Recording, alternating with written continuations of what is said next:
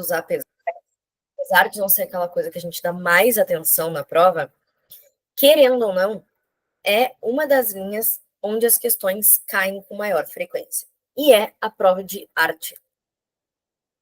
A primeira coisa que a gente tem que lembrar, tá? 90% das vezes a questão de arte não é considerada uma questão de nível fácil. Então, na pior das hipóteses, olhou para a questão, não sabe do que se trata, não lembra, pula, tá? A nossa regra de sempre, se é difícil para ti, é difícil para todo mundo. Isso também significa que se tu não sabe fazer, muita gente não sabe fazer. Então, a melhor coisa que tu pode fazer é pular ela, dar preferência para as questões de níveis básicos e ir fazendo tranquilamente, ok? A prova de arte é dividida em 5 grandes tópicos, tá? Vanguardas europeias, modernismo, arte contemporânea, arte regional e história da arte. Normalmente são 3 a 5 questões por prova. Não significa que é uma de cada. Muitas vezes são 2 questões que envolvem modernismo e vanguarda, uma de arte contemporânea e uma de arte regional, tá? A questão aqui é que as vanguardas europeias têm aquela ideia geral, mas tem as que mais caem. Dentro do modernismo, nós temos alguns artistas grandes, mas também temos os que mais caem. Arte contemporânea, temos as 4 técnicas que mais caem. Arte regional, temos 2 localidades que caem com mais frequência. E história da arte, a gente tem uma linha de raciocínio sempre muito padronizada. Então, qual é a vantagem? A prova de arte do Enem, ela é bastante previsível, tá? Apesar de parecer uma coisa muito mirabolante, ela é uma prova bem fácil de tu imaginar o que vai cair. As vanguardas europeias, a gente vai visualizar, obviamente, todas elas, mas depois eu vou mandar para vocês o quadrinho com o resumo do que tu precisa saber. Só deixa eu fechar a janela aqui, porque senão eu escuto os caminhões da rua e eu não consigo me concentrar nos meus próprios pensamentos. Agora foi. Ó, impressionismo é sobre a minha impressão. O que acontece? Logo na virada do século ali, a gente inventa as máquinas fotográficas de qualidade. Na verdade, não de qualidade, né? Mas máquinas que tinham a capacidade de fotografar de uma forma mais popular, de uma forma mais acessível. E isso acaba levando ao fato de que a gente precisava agora de um trabalho, de uma função, de um efeito para esses artistas. Já que o retrato, que normalmente era o que mantinha a galera financeiramente, não tinha mais propósito, porque agora as câmeras fotográficas tiravam imagens perfeitas do ser humano. Basicamente, o que eles vão fazer é pegar essa visão da sociedade de paisagem e explicar isso através dos próprios olhos. Então, o impressionismo e o neoimpressionismo nada mais é do que pinturas de coisas que existem, mas como eu vejo elas. Então, a gente tem 2 grandes artistas que são marcas disso. Dentro do impressionismo, o Monet e o Manet, e dentro do pós-impressionismo, o Vincent van Gogh. Artistas que basicamente criaram técnicas diferentes de representar o que todo mundo sabia representar. Então, o Monet com os jardins, com as Vitórias Régias, e o Van Gogh, principalmente com os campos e com o céu. A ideia é, normalmente, paisagens tradicionais, comuns, que usam uma cromaticidade neutra, tá? Não são cores normalmente muito intensas. E, a partir disso, elas servem para trazer uma visão da realidade um pouco diferente. A ideia era nada mais, nada menos do que ver a vida a partir dos olhos do artista. Era aquilo que a câmera não era capaz de captar. A câmera só poderia captar a realidade das coisas, e não como a gente se sente em relação a elas. O expressionismo está exatamente ligado à questão de definir a expressão humana. Nosso quadro mais famoso é o Grito, do Edvard Munch, mas, querendo ou não, o expressionismo ficou marcado por ter uma pintura muito agressiva, tanto em cores, técnicas ou temáticas, ok? Então, o impressionismo é ver a realidade, pinturas que retratam o dia a dia, mas com os meus traços, com o meu olhar sobre a realidade. Por isso todo mundo diz que é possível ver a depressão do Van Gogh nas obras dele. Até o traço dele é triste. O expressionismo não era sobre isso. Era sobre trazer expressividade. Fazer com que tu olhasse para uma obra e tivesse uma sensação, tá? Isso era sempre com um aspecto psicológico. Te trazer uma densidade psicológica dentro da obra, ok? Cubismo é o mais fácil de identificar normalmente, porque ele tem como marca geral aspectos geométricos. Aqui eu acho importante a gente não usar o Picasso de primeira, porque o Picasso ele é muito fácil de identificar, porque ele realmente geometrizou o que ele estava falando. Existem outros artistas que são considerados cubistas, que são mais importantes para nossa prova, como a Anita Malfatti e a Tarsila do Amaral, e que não fica tão expressivo e tão exclusivo essa pegada das formas geométricas. Se vocês olharem para esse quadro, ele tem traços muito mais expressionistas do que cubistas, tá? É muito mais intensidade cromática, traços fortes e um aspecto meio esquisito que te causa desconforto. Não é tanto aqueles círculos, quadrados e triângulos. Só que acontece, a base da pintura é isso, ok? Então, meio que tu vê as marcas nos traços de quem usou como base para desenvolver os desenhos, formas geométricas, ok? Então, é uma coisa extremamente fragmentada, normalmente não associada a uma representação real das coisas, e que usa muito desse anti-academicismo. A ideia não era representar perfeitamente a realidade, e sim trazer ela para o aspecto básico. Em teoria, não sei se vocês já assistiram Divertidamente, quando a gente chega à fragmentação máxima da imagem humana, tudo se tornam formas geométricas. Aquela cena que a alegria, a tristeza estão passando por dentro de uma caixa branca e do nada eles viram formas geométricas. É porque o nosso conceito mais básico de formação das coisas é o geometrismo. Quem já viu aqueles vídeos da galera ensinando a desenhar, já viu isso? Que para desenhar um rosto, tu desenha um círculo, um triângulo e um quadrado. E daí tu começa a puxar as coisas dentro desse geometrismo, tá? Surrealismo era a ideia do pensamento livre, de não ter que aplicar lógica para se expressar. Então era como se aqui o ponto fosse: por que não é permitido eu utilizar do inconsciente para explicar o consciente? Por que que eu preciso tratar das coisas da forma próxima à realidade? Porque, querendo ou não, quando a gente olha para essa obra, que se chama A Boba, da Anita Malfatti, a gente ainda vê uma pessoa, mesmo que feia ou estranha. Quando a gente olha para essa obra do Cândido Portinari, que se chama Criança Morta, a gente ainda vê pessoas, vê um aspecto de representatividade da realidade.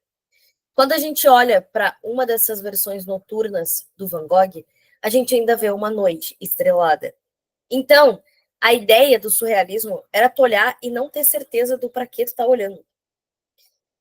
É tu olhar e não entender o que tu deveria entender.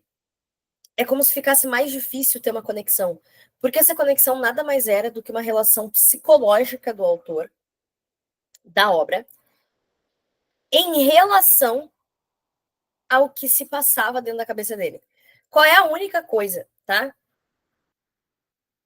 No Manifesto Surrealista, existe a colocação de eles tratarem do que não é real, do que eles tratarem daquilo que só se passa no imaginário. Só que existe uma limitação para isso. Inclusive, é uma das partes onde a questão psicológica e psicanalítica entra na história. Nosso cérebro não é capaz de imaginar coisas que não existem, coisas que ele nunca viu. Então, por exemplo, mesmo que a paisagem pareça estranha, as coisas que estão acontecendo pareçam estranhas, a gente ainda vê um deserto, a gente ainda vê uma árvore, vê relógios, mesmo que isso não exista dessa forma. O cérebro humano só consegue distorcer a própria realidade. Enfim. Então, todas as obras surrealistas meio que retratavam de uma maneira estranha coisas reais. Ah, e era um cérebro que dentro tinha uma livraria. Ok, nós sabemos o que é um cérebro e sabemos o que é uma livraria. É o relógio derretido. Você sabe o que é o relógio e o processo de derreter. O elefante, que ao invés de ter uma tromba, era um saxofone. Você sabe o que é um saxofone, sabe o que é um elefante. Então, querendo ou não, era a união de duas coisas, de dois universos que não se conectavam. Mas que, no final das contas, levavam elementos que existem. Então, o limite do surrealismo é exatamente o limite da mente humana. Ok? O fauvismo, particularmente falando, ele tá aqui mais por desencargo de consciência do que qualquer outra coisa. Boa parte dos livros de teoria da arte nem mesmo consideram o fauvismo um movimento 100%, tá? Porque o fauvismo nada mais é do que uma leva de artistas que tratavam das coisas de uma forma muito intensa. Só que meio que isso se encaixa no expressionismo. Então, para as pessoas, o fauvismo nada mais é do que um expressionismo mais exagerado, tá? Basicamente, ele se resume a duas coisas: cores muito, muito fortes, muito, muito intensas, que não necessariamente se conectavam e que tinham um emprego arbitrário. O que isso quer dizer? É como se eu pintasse peles verdes, chãos vermelhos, ok? Não quer dizer que pessoas dançando não existam, mas nada disso tem um compromisso de representar de maneira real como um ser humano se parece, qual a cor de uma terra de verdade, qual a cor de um céu de verdade, ok? Então são cores muito fortes, não necessariamente que combinam e empregadas de forma completamente aleatória dentro das obras. O dadaísmo é um dos mais fáceis de lembrar, porque ele é aquele que a gente entende menos. O dadaísmo nada mais era do que a técnica de transformar aquilo que não parece arte em arte. Então a ideia era quebrar com a noção clássica de arte. Por quê? Porque os dadaístas vão chegar à conclusão de que meio que, tipo assim, quem decide o que é arte? Por que que eu não posso achar que essa bolachinha aqui, ó, de boteco é arte?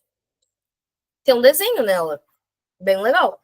Por que ela não é arte? Quem decide o que é arte? Nós. Então eles meio que fazem disso. É uma brincadeira quase irônica sobre os aspectos do que constituía o entender artístico, tá? Vai ser quase um desafio ao que as pessoas consideravam arte e levar elas a refletirem sobre qual é a base disso. Por que você chega à conclusão de que uma coisa é arte ou não é, tá? Por fim, o futurismo é um movimento que cai pouco, porque ele é bastante controverso, tá? O futurismo tinha como grande artista um pintor chamado Giacomo Balla,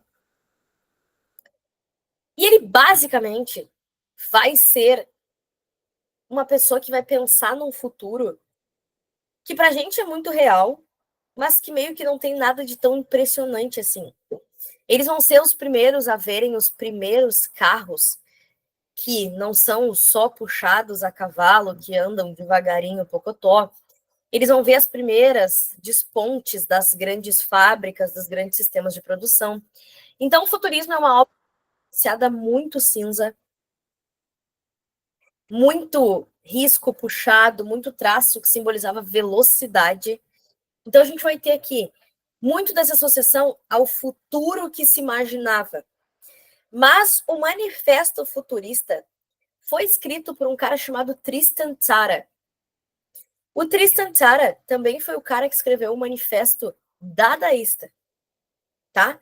Depois ele migra, ajusta o modelo de escrita dele e vai ser futurista, né? Vamos dizer assim.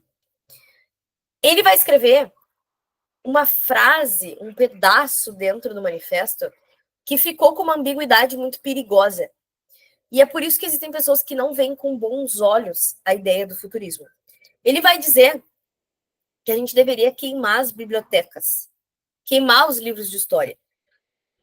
Só que todo mundo entendeu isso, principalmente por causa da época, com uma vibe meio militarista, com uma vibe meio anarquista, com uma vibe meio muito fascista.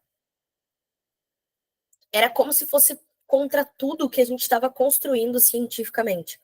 Só que o que eles queriam dizer na prática era exatamente que, tipo, a gente não pode ficar pensando no passado.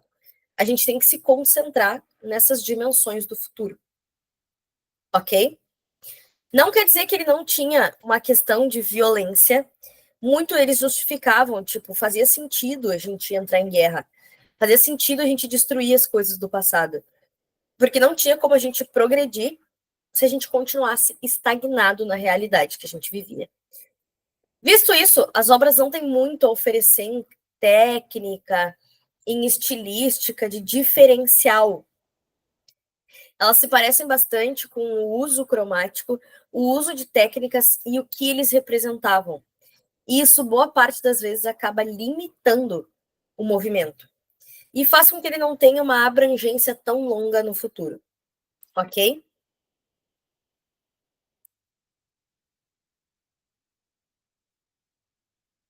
Aqui, a gente vai entrar no nosso modernismo. O que a gente vai fazer, tá? Antes disso, tu vai anotar aí na tua cabeça, né? Impressionismo, Monet. Pós-impressionismo, Van Gogh. Expressionismo, o Edvard Munch e opa, o Cândido Portinari. Aqui também vai entrar um pouco da Anitta Malfatti, tá? Uh,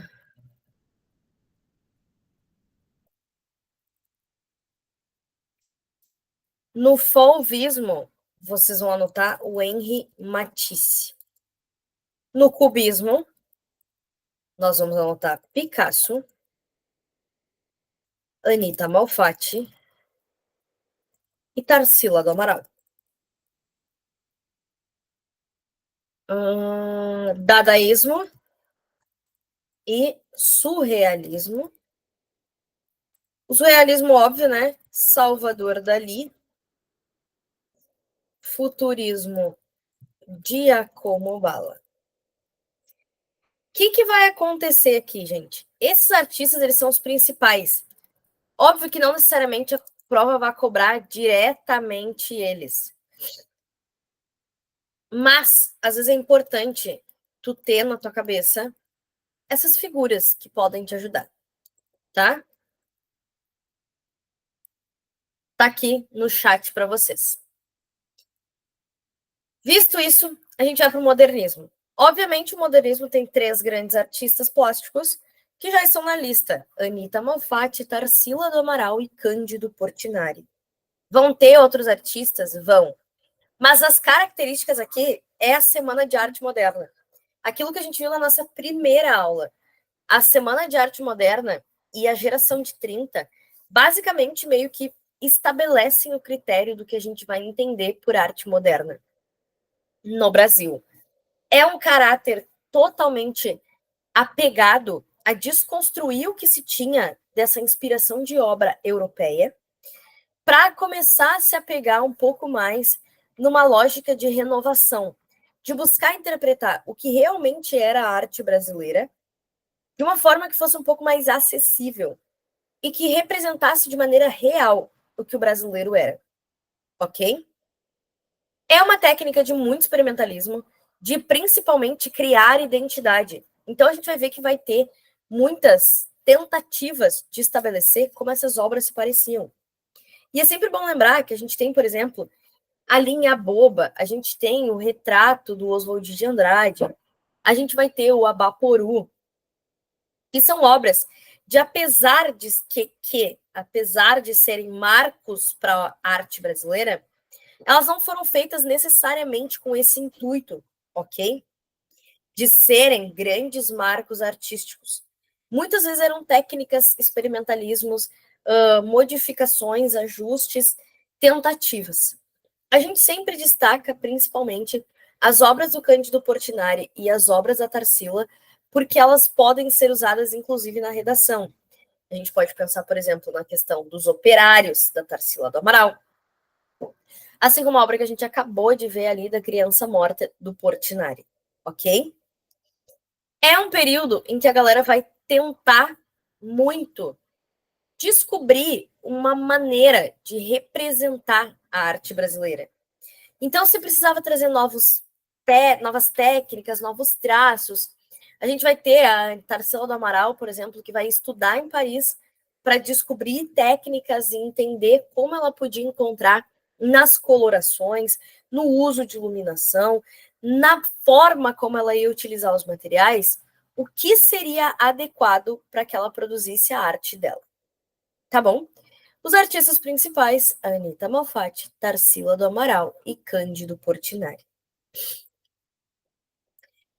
A arte contemporânea vai ter aqui alguns traços principais. Na verdade, assim, ó, os movimentos das vanguardas europeias, eles surgem, assim, principalmente, né?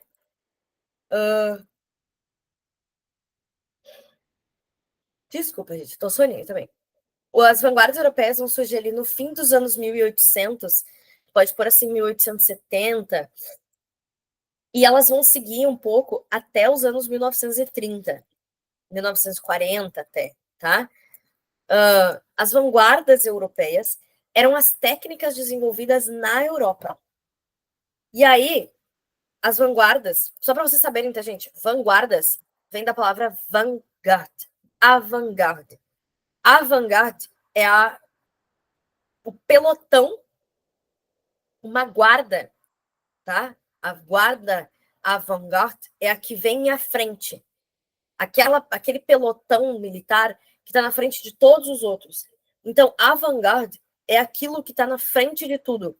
Então, para os vanguardistas, eles estavam vendo o futuro. Todo mundo estava preso em técnicas românticas, realistas, e eles tinham essa pegada de tentar pensar em qual seria o futuro da arte, ok? Na Europa. E durante o modernismo, os nossos artistas vão se abraçar nessas técnicas para construir o nosso modernismo, ok? O nosso modernismo surge em 22 com a Semana de Arte Moderna. Óbvio, elas já pintavam, essas pessoas já pintavam antes, mas eles vão ter características específicas, serem metrificados, estabelecidos historicamente com a Semana de Arte Moderna. Então, na Europa, a partir de 1870, no Brasil, a gente considera especificamente a Semana de Arte de 22 como um marco para a arte brasileira. Ah, ninguém pintava nada antes? Pintava. Mas normalmente essas obras de arte trazem características muito específicas do movimento.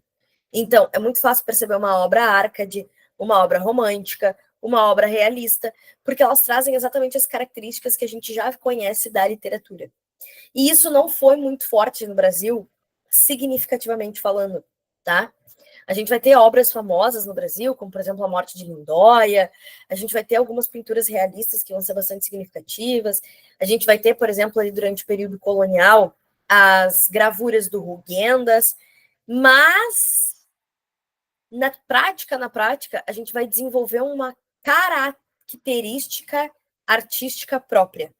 Então, o que acontece? As vanguardas surgem com essas ideias para o futuro da arte. Os nossos artistas se inspiram nisso para criar o futuro da nossa arte. Ok? A arte contemporânea normalmente é dividida pela sua técnica. Aqui vocês têm que ter atenção principalmente em arte urbana e instalação, assim como arte corporal ou body art, tá? Instalação são artes, obras de arte interativas 90% das vezes, tá? Elas são obras de arte que você consegue andar no meio delas. Eu, por exemplo, sou muito fã de instalações luminosas, tá? Instalações em que eles usam para construir ambientes a partir da luz. Tem uma obra de arte que ganhou uma premiação na Bienal do ano passado, não, de 2022, que ela montava um salão inteiro com lâmpadas. E o que tu tinha que fazer para ligar e desligar as lâmpadas era colocar o teu pulso. E aí, um sensor térmico captava a tua pulsação e colocava as luzes da sala para pulsar dentro do teu pulso elétrico. Então, meio que se tu tava ansioso, pulsando muito, começava a piscar as luzes na sala e todo mundo ia ficando meio desconfortável. Ao mesmo tempo que tu estava super calmo, piscava calmo, devagar, e todo mundo se acalmava. Então era uma ideia de como o uso da luz e o nosso bem-estar afeta o bem-estar dos outros. A gente tem muita instalação com papel, a gente tem muita instalação com caixas e montagens. Um outro exemplo legal, no Oscar Niemeyer, ano passado, no museu em Curitiba, tinha uma instalação interativa, que na verdade o artista ele fazia várias obras com papelão, vinil, caixas, todas elas estavam montadas, e no meio da exposição dele, ele tinha deixado várias caixas em que tu montava do jeito que tu queria.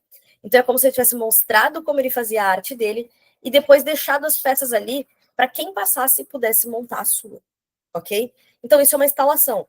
Normalmente ela leva em consideração materiais que ficam ao teu redor para que tu tenha total capacidade de interagir com aquela obra de arte. A pop art é uma arte que vocês conhecem bastante, principalmente nos livros, que é aquela dos quadradinhos coloridos, né? Que tem várias reproduções da Marilyn Monroe, várias reproduções de rótulos e coisas do gênero. A arte povera e a arte conceitual não caem quase em prova. Eu acho que a arte povera caiu 2 vezes no Enem nesses 26 anos, tá? A arte urbana é uma coisa muito forte. Teatro de rua, grafite e dança de rua, principalmente. Aqui, as alternativas sempre vão estar certas, aquelas que falarem sobre dar voz ao povo, interatividade e democratização da arte. Body art é uma arte que usa o corpo, normalmente pinturas corporais ou interação com o corpo. Aqui a gente tem um destaque importante, principalmente para o que aconteceu alguns anos atrás, no Queer Museum, que era uma instalação de arte que tinha como exposição algumas obras pintadas, algumas instalações, e uma das áreas de espetáculo era uma arte corporal, em que basicamente um homem e uma mulher ficavam deitados pelados. A questão era simplesmente tirar o tabu do corpo. Vocês sabem como é um homem pelado e uma mulher pelada. Não tem por que a gente achar isso, por exemplo, uma coisa constrangedora. Nada mais era do que a técnica artística de reconhecer que o corpo humano é um corpo e que tá tudo bem. Mas não ficou em exposição nem por uma semana, porque as pessoas começaram a ver aquilo de um jeito ruim, como se expor as pessoas ao corpo humano fosse assédio. Só que eram eles que estavam expondo o corpo deles. Além disso, vocês vão ter uma artista muito famosa no Brasil, que ela, apesar dos apesares, tá, foi uma artista muito vanguardista, à frente dela. Não é comum ela cair em prova com imagens, e sim com descrição, porque as imagens são bastante fortes a maioria das vezes, tá? Ela fez muitas obras, muitas participações artísticas, né, interpretações artísticas, em que ela, por exemplo, ia para o meio do museu e arrancava a própria roupa ou batia no corpo dela e nunca falava nada. E as pessoas ficavam horrorizadas com aquilo. E um dia, numa entrevista, ela explicou. Ela falou, por que todos os dias homens podem violentar o corpo das mulheres e tá tudo bem. E quando eu resolvo fazer isso com o meu próprio corpo, isso é um absurdo, um horror e um desrespeito. Quando as pessoas desrespeitam o nosso corpo, tá tudo bem. Agora, quando eu, com o direito ao meu próprio corpo, resolvo fazer isso, é uma violência, coisa do demônio. Então, tinha muito essa questão de questionamento social. Por que a gente apresentar um corpo humano numa obra de arte, às vezes é tão chocante? Por que ela se machucar era tão absurdo? Por que a gente montar essas coisas com iluminação, com vidro, às vezes são tão desconfortáveis? A ideia, normalmente, da arte contemporânea é trazer um questionamento e interatividade para o autor. E também para a pessoa que está interagindo com a obra. Eu não vou mentir, eu não sou a pessoa mais fã de arte contemporânea do mundo, porque eu acho que 90% das vezes eu não entendo, tá? Já devem ter visto milhares de vezes aqueles memes da galera que mete um tênis All-Star no meio do museu e os outros tiram foto. Mas, para vocês verem aqui, né? Pop art, arte para ser popular. O intuito não é a arte ser necessariamente acessível, mas sim ter um caráter apelativo para o público. Então, é a arte, literalmente, tentando atingir o público comum. sendo menos técnica, mais prática, de mais fácil reprodução e normalmente com caráter apelativo comercial. O grafite, a gente tem 2 pontos muito importantes, mas um nome que eu sempre destaco é com certeza o nome do Cobra, tá? Que ele é um artista e grafiteiro por todo o mundo. Essas 2 obras que vocês estão vendo são do Cobra, tá? Existem painéis dele no mundo todo. E ele ficou muito famoso exatamente por criar imagens com essas diversidades cromáticas. É como se ele construísse imagens sempre humanas, mas sem as cores tradicionais de representação, trazendo essa vitalidade para a obra através do uso de cores. Grafite, uma arte de rua, normalmente usada através ou do grafismo, da representação de letras, ou da representação de imagens, por sua vez, tendo uma ideia de reurbanizar as cidades. A arte corporal, aqui vocês estão vendo 2 abrangências dessas obras, né? Na esquerda, nós temos 3 mulheres pintadas e posicionadas a ponto de parecerem a representação de um sapo. E do outro lado, nós temos uma das intervenções artísticas do mesmo gênero do que eu tinha tratado ali com vocês, de pessoas usando do seu corpo de forma a protestar o que era dito.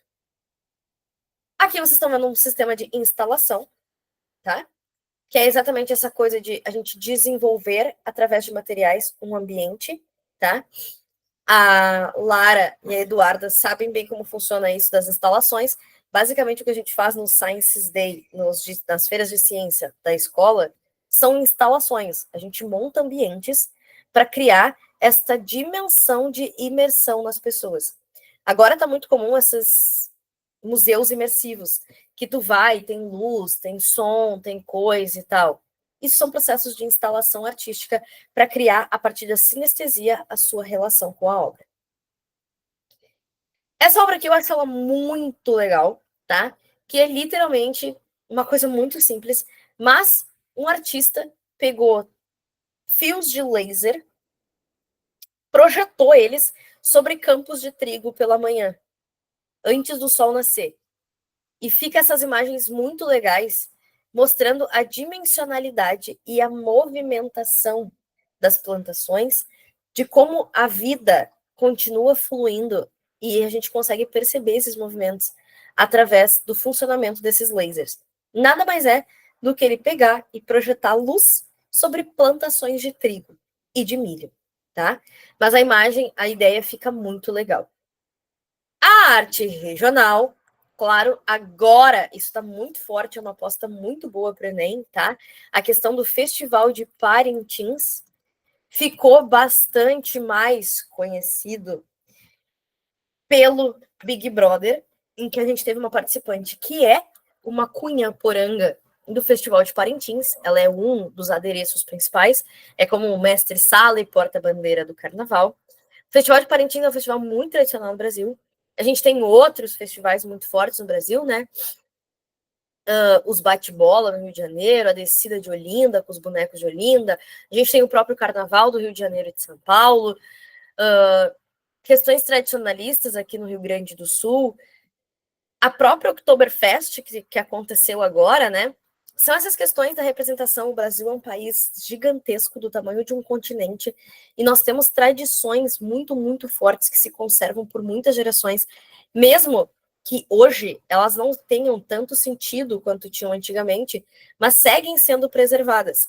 Uma coisa que eu sempre acho interessante citar é, por exemplo, no estado de Santa Catarina, no estado do Paraná, existem CTG. CTG são centros de tradições gaúchas. Por quê? Porque a cultura gaúcha é tão forte que ela meio que não se deixa morrer, mesmo que ela esteja fora do Rio Grande do Sul. A gente tem a cultura do Pará, que é uma cultura muito forte também, né? Viva Joelma. A gente tem a cultura amazonense, com o Festival dos Bois.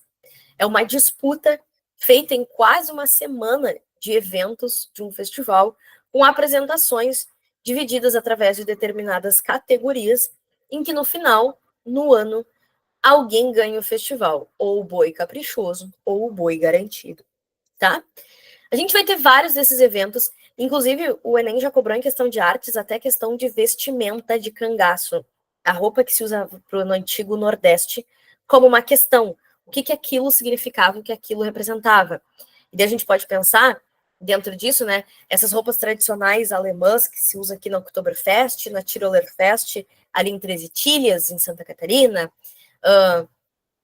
a pilcha gaúcha, a gente pode pensar na veste sertaneja, no cangaço, no jagunço, tudo isso são características regionais. E o Brasil é muito forte com isso, tá? Aqui vocês estão vendo mais algumas imagens do que é o Festival de Parintins. É um festival imenso, gente, com boa parte das coisas que são feitas no carnaval são feitas em Parintins, porque eles são absurdamente brilhantes na produção artística. E tudo isso tem a função de basicamente entreter, mas também de apresentar os pontos de vista de duas margens de uma mesma cultura. É aquela coisa básica também de quando a gente escolhe uma escola de samba no carnaval. No final do dia, todo mundo quer passar uma mensagem legal. Mas existem vários lados e a gente quer que o nosso lado ganhe. Aqui vocês estão olhando, né? Um desfile de carnaval tradicional. Eu sempre indico um desfile para vocês, tá? Porque eu acho que ele funciona muito bem para a prova do Enem e ela funciona muito bem como repertório, tá? Que foi um enredo da Estação Primeira de Mangueira em 2019, tá? É um desfile que ele tem no YouTube, tem no Globoplay. Se vocês conseguirem assistir, ele vale a pena de assistir, tá? Porque ele foi um enredo muito interessante que funcionou muito bem para aquele ano, tá? E hoje ele ainda funciona muito bem na redação. Óbvio que o carnaval tem várias particularidades. Eu sempre digo, né? Se não tivesse o Milton Cunha explicando o carnaval, a gente não entendia metade do que acontece na avenida. A gente não faz ideia como quem tá na avenida entende o que tá acontecendo. Mas ele tem uma mensagem, ele tem uma história por trás, tem homenagem à artista. Então isso faz muita diferença na hora da gente fazer essas representações. Aqui na esquerda vocês estão vendo, né? A representação de Lampião e Maria Bonita. Roupas tradicionais do cangaço, já caiu em prova. Na direita, o Festival dos Bate-Bolas, que é comum no interior do Rio de Janeiro. À esquerda, uma dança tradicionalista gaúcha. E na direita, a descida dos bonecos de Olinda, que acontece anualmente na cidade de Olinda. E que, na verdade, é uma subida, né? As ladeiras de Olinda, eles sobem e descem. Mas, enfim. Por fim, a gente fecha com indicações de canção popular da música brasileira. Eles fazem parte da prova de literatura, mas também da prova de arte, tá? Tropicália, principalmente quem vai fazer prova aqui em Santa Catarina já tá com a Tropicália ligada na cabeça, porque vai ser leitura obrigatória na UFSC, mas há anos atrás já foi leitura obrigatória da URGS também. O rap dos anos 90, porque ele é um rap super consciente, pensando principalmente em dar voz para a periferia e para povos marginalizados. Então ele funciona muito bem para uma prova social como é o Enem. O mesmo para o rock dos anos 80. Por quê? Porque o rock dos anos 80 é aquele rock da geração frustração, da geração Coca-Cola, que viu o fim da ditadura, mas também viu a eleição democrática de um militar, que tinha muito essa frustração de esperar que viesse um novo Brasil que nunca aconteceu. Ok? E, obviamente, né, a gente pega os festivais de MPB, da onde vão surgir artistas como, por exemplo, Elza Soares, Chico Buarque. A gente vai pegar ali a entrada de outras artistas também, como Bete Carvalho, Arlindo Cruz, que vão trazer esse samba do morro, né? Que é importante a gente ter dentro da prova. Aqui vocês estão com isso organizado dentro de uma ordem cronológica, ok? Para vocês fecharem. A MPB, os primeiros festivais vão surgir nos anos 60, e no final dos anos 60, junto com os primeiros passos rumo à repressão mais forte, surge a Tropicália, muito em resposta à Jovem Guarda, tá? Apostas que eu acho importante vocês pensarem a respeito para a prova, tá? Vanguardas Europeias, Semana de Arte Moderna, a Tarsila e o Portinari. Arte contemporânea. E ali embaixo, os gêneros textuais, midiáticos, variação em função de linguagem, são as questões de língua portuguesa, tá? Mas, por exemplo, gêneros textuais ou gêneros midiáticos podem cobrar, por exemplo, a cobertura do Festival de Parintins. Pode cobrar, por exemplo, a intertextualidade, o texto não literal, tá? É muito importante que vocês vejam a questão de arte com calma, principalmente se ela for contemporânea. Se for contemporânea, deixa para fazer depois, ok? Se é contemporânea, deixa para fazer depois. Tu vai ter que olhar para a imagem, às vezes não dá para enxergar direito a imagem que está na prova. Tu precisa de um tempo para te achar no que tu tá olhando, para entender o que a questão perguntou. É sempre importante lembrar que aquela alternativa que está quase certa, 90% das vezes ela tá certa, mas não é o que a prova perguntou. Então, vocês vão ter que se atentar bastante ao que foi perguntado sobre a obra de arte que vocês estão vendo, ou sobre o período artístico que vocês estão ouvindo falar, e poder se concentrar em fazer isso com calma. Se tu não tem esse tempo, pula a questão. Normalmente, questões de artes não são questão de nível 1 e 2. Então, elas não são as mais básicas. Na hora de chutar, é melhor tá chutando elas do que tá chutando uma questão super fácil de literatura ou gênero textual de língua portuguesa. Entendido? Então, o principal para revisar, para ter certeza, é expressionismo, cubismo, que são os mais fortes em influência na arte brasileira, modernismo e seus 3 artistas, Anita Malfatti, Cândido Portinari e Tarsila do Amaral, e na arte contemporânea, no grafite, na arte urbana, na body art e nas instalações. Feito, gente. A aula de hoje ela é mais rapidinha mesmo, porque são menos questões da prova, e apesar de existir muita coisa dentro da teoria literária, a prova não vai tão longe assim nas suas questões. O máximo que ele sai disso, dos anos 1800 para trás, é quando ele cobra arte romântica, arte arcade ou arte quinhentista, que são muito fáceis de identificar pelas suas características e data. Elas vão se distanciar bastante das datas de 1900, 1880 ali. A gente vai ter artes românticas normalmente associadas a obras indianistas. A gente vai ter obras arcades, que vão ser aquela representação do pastoralismo e da vida campesina, e as obras quentistas normalmente representam questões de escravidão. 90% das vezes associadas como texto 1 e texto 2, junto com outro texto que ou é um poema ou é uma canção que vai falar sobre essa realidade da população negra e esse sistema de opressão racista. Feito? Sejam felizes, bebam água, não usem drogas. A gente se vê amanhã com a nossa última aula de redação, as apostas do que vai cair no Enem, ok? Boa noite, tchau, tchau.